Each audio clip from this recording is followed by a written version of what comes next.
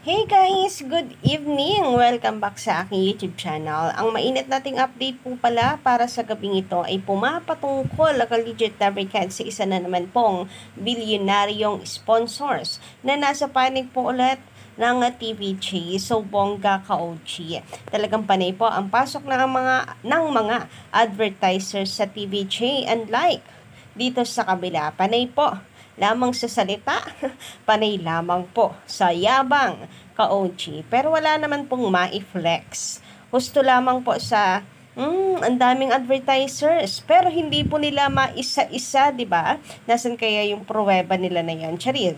Anyway guys, dahil nga dyan, ka-OG nais nating batiin ang TVJ ng congratulations. And more congratulations to come. Lalo na pagdating po sa kaso na kanila pong ipinaglalaban para sa titulong Itbulaga. But before that, gusto ko po munang ibahagi sa inyo ang ilan sa mga naranasan ng mga viewers po ng TVJ ngayong araw at itong mga nakaraan. So, isa nga po dito ang biglaang pagkawala nga raw ng live ng TVJ. So, ano daw po kaya ang nangyari? So, yung mga aberya hindi talaga maiwasan, no? Isa rin po yan sa pinofokusan ng TVJ talaga. Sabi dito ni Touch ay kaasar na wala. Anyari, nawala sugod bahay sa YouTube ng TVJ. So, kung hindi po delay ang audio, ang napapansin ng mga tao, eto nga po yung aberya na nawawala po yung kanilang live, minsan napuputol. And nung minsan sa Gamified naman, may technical problems po sila ka-OG, no? So, hindi siya maiwasan. Yan yung lagi kong sinasabi guys na ang daming problem, internal problem ang inaasikaso ng TVJ. Andyan pa yung kaso sa Itbulaga. Pero we're hoping na sana ka-OG maayos pong lahat ito, no? And wishing and praying for more power, pasensya, tiyaga, ka-OG para sa mga staff, yung mga nasa technical team, ka-OG, para maayos po ang lahat ng ito. But anyway guys, ay ang suporta natin kahit may mga ganitong problem nasa TVJ pa din. Samantala kanina nga po pala dahil birthday ngayon ng aking crush, Charis, ni Alden Richards, na aking hobby, Charis, ay binati ito ni Henyo Master Joey De Leon ng happy birthday. So, sa kabila po ng katotohanan na malabo po talaga makapunta sa TV5 or makalipat or masulot na MVP sa Alden Richards sa GMA Network, nananatili na maganda pa rin ang samahan ng TVJ at ni Alden Richards. So, despite ng mga sinabi ni Alden like posibilidad na siya ay mag-guest dito sa Itbulaga Tape Inc. Kung siya ay tatawagan ng GMA Network, ay nauunawaan ito ng TVJ. Siyempre, ako as a fan, medyo masakit para sa akin na si Alden tatapak doon. Pero wala naman ako magagawa dyan. Alam namang diktahan ko si Alden, ano? At sa katampuyungin ko ang GMA. Bagay naman na may magagawa ang boses ko para pakinggan ng GMA. Natantanan nila si Alden Richards. Anyway, happy birthday kay Alden. And thank you so much. Maraming mga Aldenatics na nagpapasalamat kay Boss Joey De Leon dahil kanya nga pong binati si Alden Richards. So, narito po ang ilan. #DigitTaricans and #Alden Richards. Samantala, pag-usapan naman po natin ngayon ang Boysen ka-OG, the #1 paint, na kung saan ay nananatili na legit Taricans at pumabalik sa TVJ. So, kumbaga nakikita natin ngayon ka-OG na talagang dumadagsa pa rin ang advertisers sa TVJ. Nakikita po natin na talagang ang tiwala ng mga big sponsors, ka-OG, mga bilyonaryong company ay 101% ang trust sa TVJ. Napakagandang balita ito, ka-OG.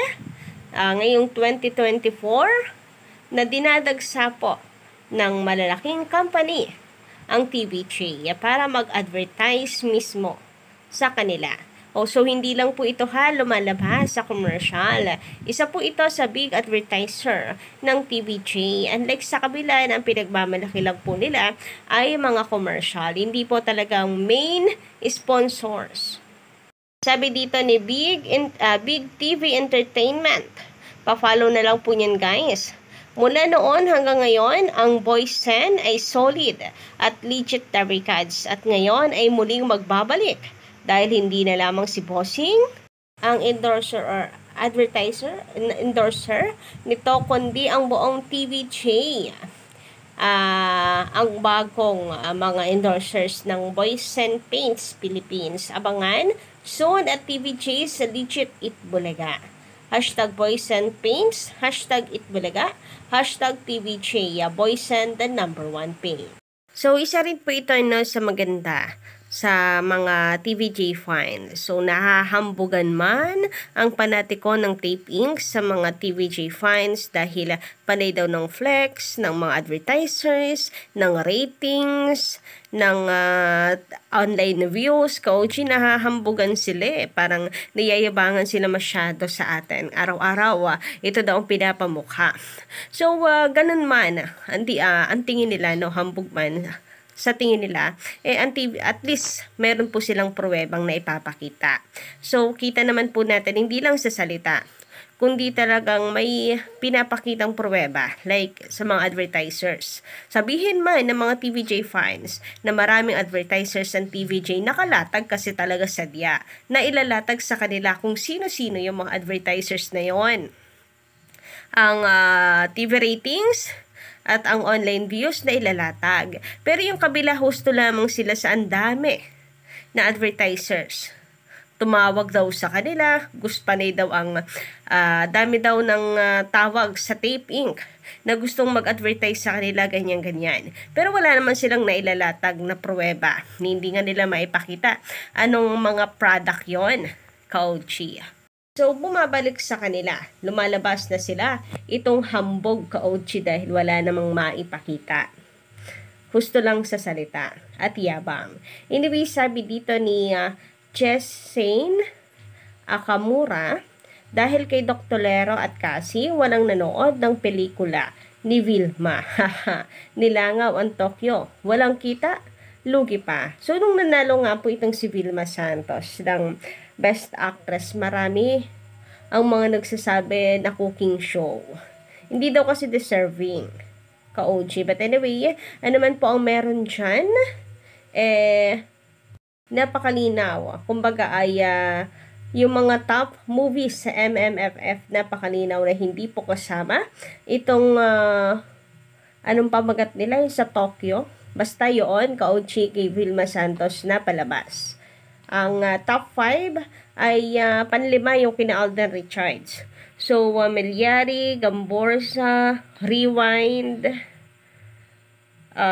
Firefly, and yung Family of Two nila Alden Richards. So, yun po yung mga top movies sa MMFF. So, ibig sabihin, talagang maliit ang kita nila. Or baka nga wala daw pong kinita ito, Ka-OG. Dagdagan niyo pa na napakainit po ng issue ngayon sa Itbulaga.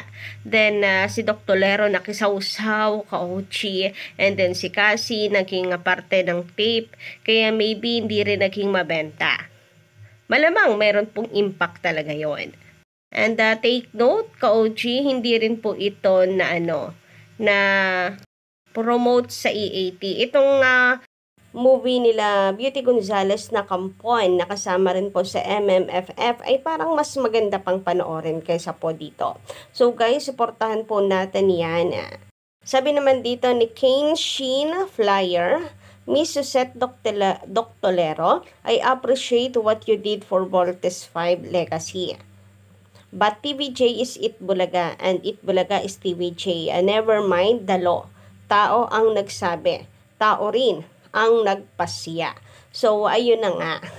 Kung tao talaga ang dahilan ng pag-ere ng Itbulaga, sana sundin po kung ano ang gusto ng mga tao. So, tao po ang nagsabi at nagpasya ang nagsalita na TVJ is Itbulaga and Itbulaga is TVJ, period. So, hindi po silang masusunod dyan. At the end of the day, viewers po ang dapat nilang ligawan, ang dapat po nilang sinusunod. Dahil kung wala po ang viewers, ligwak po talaga sila. Sabi naman ni Hugo Glencoe, ang palpak, paano ba naman yung nanonood ako ng awards night? Ilang minutes bago nag-start yung awards night. Ang sabi ng reporter na nagde-deliberate pa daw yung mga judge kahit nagdatingan na sa venue yung mga artista. Ibig sabihin, ilang minuto na lang bago mag-start yung show, di ba? Tapos magde-deliberate yung judges.